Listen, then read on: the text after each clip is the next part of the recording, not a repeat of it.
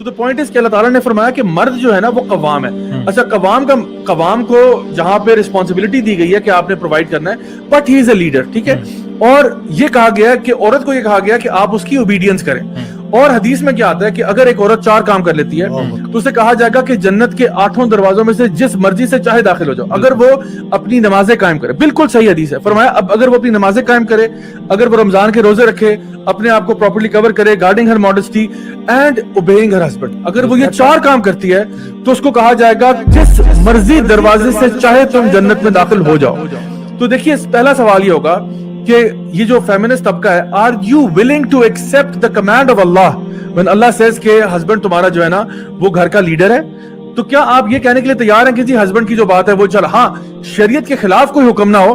کیونکہ اگر حکم کسی کا بھی ہو, اگر آپ کے ہیڈ آف اسٹیٹ کا بھی حکم شریعت کے خلاف ہے تو اس میں کوئی اطاعت نہیں ہے, اس کی کوئی فرما برداری نہیں ہے.